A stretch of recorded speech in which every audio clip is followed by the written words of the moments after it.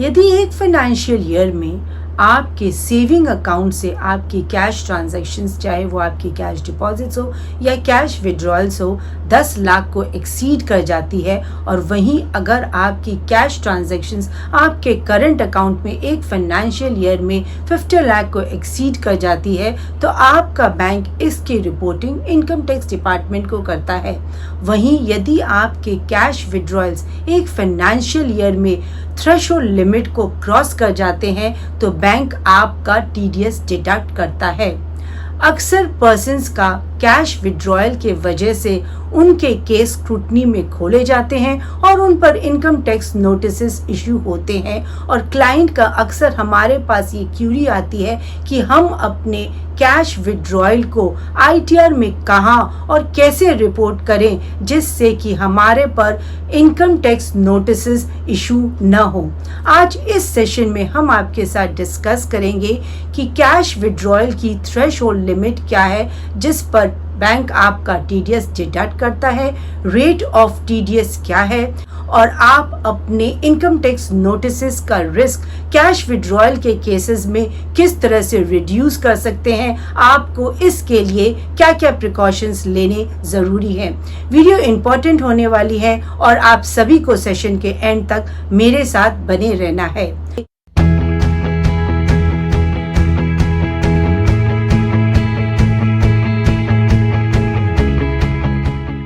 Hi friends, I am CA Anita Agarwal. Welcome back to my channel. यदि आपने अभी तक मेरा चैनल सब्सक्राइब नहीं किया है तो subscribe my channel and press the bell icon ताकि आपको इस तरह की वैल्यूएबल इंफॉर्मेशंस की नोटिफिकेशंस मिलती रहे। Like the video and share with your friends and relatives in order to create awareness. सबसे पहले हम जानते हैं कि सेक्शन 194N को इंट्रोड्यूस करने का गवर्नमेंट का पर्पस क्या था। Why was section 194N introduced by the government? Cash transaction को डिस्करेज करना और डिजिटल इकोनॉमी को प्रमोट करना मेन पर्पस था गवर्नमेंट का to introduce section 194N in budget 2019। TDS का सेक्शन 194N एक्ट में कब एप्लीकेबल किया गया? TDS on cash withdrawal under section 194N of the act applicable किया गया 1 सितंबर 2019 से for financial year 2019-20। Who is responsible for deducting TDS under section 194N? 194N में टीडीएस कौन डिडक्ट करता है? टीडीएस यूजली 194N में डिडक्ट किया जाता है by banking company, whether public और प्राइवेट, और cooperative society engage in the banking business और post office. What is the rate of TDS under section 194N? यदि आपने एक फाइनेंशियल ईयर में आपकी बैंक से कैश विड्रॉल 1 करोड़ से ज़्यादा है, उस केस में बैंक आपका टीडीएस डिडक्ट करता है eight a rate of 2% under section 194N। In case of individual जिन्होंने लास्ट 3 इयर्स की प्रिसाइडिंग ईयर में अपनी आईटीआर फाइल नहीं की है, वहां पर इस थ्रेशोल्ड लिमिट को 1 करोड़ से रिड्यूस करके 20 लाख कर दिया गया है, और इस केस में TDS rate will be applicable at a rate of 2% on the cash withdrawals of more than 20 lakh up to 1 crore. यदि आपने अपने प्रिसाइडिंग 3 फाइनेंशियल ईयर्स की आईटीआर फाइल नहीं की है और आपका एक फाइनेंशियल ईयर में कैश विड्रॉल 1 करोड़ से ज़्यादा है, उस केस में बैंक आपका TDS at a rate of 5% deduct करेगा।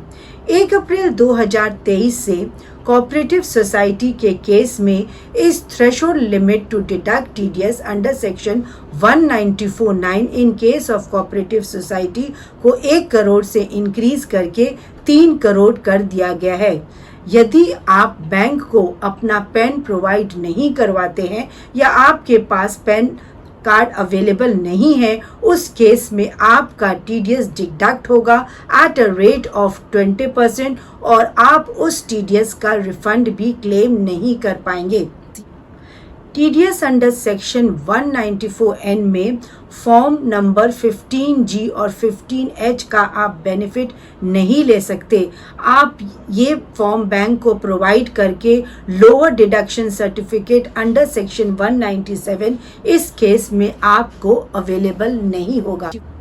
सेक्शन 194N में आप अपनी थ्रेशोल्ड लिमिट को कैसे कैलकुलेट करेंगे? यदि आप एक फाइनेंशियल ईयर में अपने एक बैंक से कैश विड्रॉयल आपकी 1 करोड़ से ज़्यादा है, तब आपका TDS eight a rate of 2% under section 194N deduct किया जाएगा for the amount exceeding 1 crore रुपए। यदि आपका एक से ज़्यादा बैंक अकाउंट है, मान लो आपके 3 बैंक अकाउंट है, तब आपकी थ्रेशोल्ड लिमिट 1 करोड़ पर बैंक काउंट की जाएगी। अगर आपका विड्रॉयल हर एक बैंक में 1-1 करोड़ है, आपका टोटल विड्रॉयल है 30 करोड़, इस केस में आपका कोई भी TDS डिडक्ट नहीं किया जाएगा। चाहे आपकी cash withdrawal in a financial year एक लम्प सम अमाउंट में है या आप स्मॉल अमाउंट में डिडक्ट कर रहे हैं, जब भी आपका कैश विड्रॉल आपकी 1 करोड़ की थ्रेशोल्ड लिमिट को क्रॉस करेगा, तभी आपका TDS डिडक्ट किया जाएगा।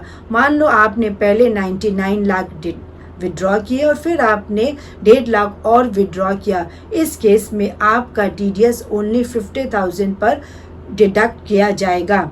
यदि किसी भी टैक्स पेयर के सेम बैंक में मल्टीपल अकाउंट्स है, मान लो उसका सेविंग अकाउंट भी है, करंट अकाउंट भी है, उस केस में उसके उन सभी अकाउंट के कैश विड्रॉल को टोटल करके ही उसकी थ्रेशोल्ड लिमिट को डिटरमाइन किया जाएगा। अब सबसे बड़ा क्वेश्चन ये राइज होता है कि क्या जो भी हमारी कैश विड्रॉयल पर TDS under section 194N bank द्वारा डिडक्ट किया जा रहा है, क्या उसे हम क्लेम कर सकते हैं? The answer is yes. इसके लिए आपको आपकी ITR फाइल करनी मैंडेटरी है। यदि आप अपनी ITR फाइल करते हैं तो आप उस TDS का रिफंड क्लेम कर सकते हैं। कैश विड्रॉयल के ऐसे कौन से स्पेशल केस हैं जिनकी वजह से अक्सर टैक्स पेयर्स पर इनकम टैक्स नोटिसेस ट्रिगर होते हैं? इनमें से 2 मेजर केस हैं, मनी ट्रांसफ़र बिजनेस और cash payment to agriculturists. Money transfer के बिजनेस को हम एक एग्जाम्पल के थ्रू समझते हैं। मान लो एक फाइनेंशियल ईयर में आपकी बैंक में कैश डिपॉजिट्स है 1 करोड़ रुपए, उसमें से आपने 98 लाख कैश विड्रॉयल की और उसकी पेमेंट अलग अलग लोगों को कैश में पेमेंट की। अब आपका डेबिट साइड और क्रेडिट साइड का जो 2 लाख का डिफरेंस है, वो एज अ कमीशन आपके 26 AS में रिफ्लेक्ट हो रहा है और उसे ही आप अपनी ITR में एज अ टर्नओवर या एज एन इनकम उसे रिपोर्ट करेंगे। After claiming all the deduction और एग्जेम्पशन, जो भी आपके एक्सपेंसेस हैं उनको क्लेम कर आप उसे एज एन इनकम अपनी ITR में रिपोर्ट करेंगे, क्योंकि कैश विड्रॉल को ITR में रिपोर्ट करने का आपके पास कोई भी ऑप्शन नहीं है। AI के ज़माने में अब आपकी ITR की इन्वेस्टिगेशन भी AI टूल से की जा रही है, और जब आपके बैंक्स में ह्यूज ट्रांजैक्शंस होते हैं, चाहे वो आपके कैश डिपॉजिट्स हो या कैश विड्रॉल से, उसे AI पिक करता है और आपका केस स्क्रूटनी में सिलेक्ट हो जाता है। वहीं एग्रीकल्चर से जब आप कुछ भी परचेजेस करते हैं तो प्रेफरेबली जो फार्मर्स होते हैं वो उनकी पेमेंट वो कैश में ही एक्सेप्ट करते हैं कि रूरल एरियाज़ में बैंकिंग चैनल्स की ज़्यादा सुविधा भी नहीं होती है, तो प्रेफरेबली वो अपनी पेमेंट कैश में ही लेते हैं। इन 2 केसेस में आपका केस स्क्रूटनी में खुल सकता है, क्योंकि आपकी यूज़ कैश विड्रॉल्स हो रही है और आप कैश में पेमेंट भी कर रहे हैं। इस केस में अगर आप अपने आप को सेफर साइड में रखना चाहते हैं कि अगर आपका केस स्क्रूटनी में खुल भी जाता है तो आप अपने आप को कैसे सेफ रख सकते हैं? आपका जो भी आप कैश की ट्रांजैक्शन, चाहे वो कैश विड्रॉयल हो, कैश पेमेंट है, उन सभी का रिकॉर्ड आप मेंटेन करें। फार्मर से डिक्लेरेशन लें, आपकी पेमेंट आपने जो भी कैश पेमेंट आपने फार्मर्स को या किसी भी पर्सन को दी है उसके रिलेटेड आप वाउचर्स को मेंटेन रखें। अपनी पेमेंट रिसिप्ट, मंडी स्लिप या कैश वाउचर्स को आपको मेंटेन रखना है। जिन पर्सन्स को आपने कैश पेमेंट की है उनका केवाईसी करें, उनसे आधार और पैन कॉपी लें और अपने शेड्यूल एसएफटी में अपने कैश विड्रॉल को रिपोर्ट करें। फॉर्म 26 एएस और एआईएस के डाटा को मैच करें। और इस तरह के बिजनेस करने वालों को अगर आपके पास अपनी आईटीआर में कैश विड्रॉल को रिपोर्ट करने का ऑप्शन नहीं है तो आप अपनी आईटीआर में अपनी नेचर ऑफ बिजनेस कोड और उसका डिस्क्रिप्शन ज़रूर मेंशन करें। यदि आप इस तरह के प्रिकॉशंस लेकर चलते हैं तो काफ़ी हद तक आप अपनी इनकम टैक्स नोटिसेस का रिस्क रिड्यूस कर सकते हैं। और यदि आपका केस स्क्रूटनी में खुल भी जाता है तो आप इन एविडेंस के साथ आप अपने आप को सेफर साइड पे रख सकते हैं।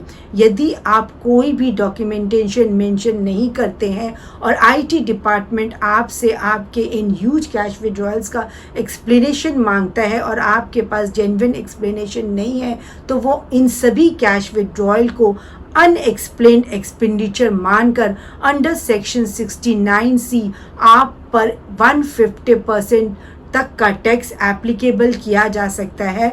60% of the tax along with the penalty आप पर 150% ऑफ द टैक्स लीवेबल किया जा सकता है। यदि आप इस तरह के बिजनेस में इन्वॉल्व हैं जहां आपकी कैश विड्रॉल्स ज़्यादा हो रही हैं और आप कैश पेमेंट्स भी कर रहे हैं, उस केस में आपके पास रीजनेबल फैक्चुअल एक्सप्लेनेशन अवेलेबल होना चाहिए with all your documentary evidence. तभी आप, अगर आपका स्क्रूटनी में केस खुल भी जाता है तो खुद को एक सेफर साइड पे रख सकते हैं। Hope guys this video has added value to you. Thanks for your valuable time. जय हिंद।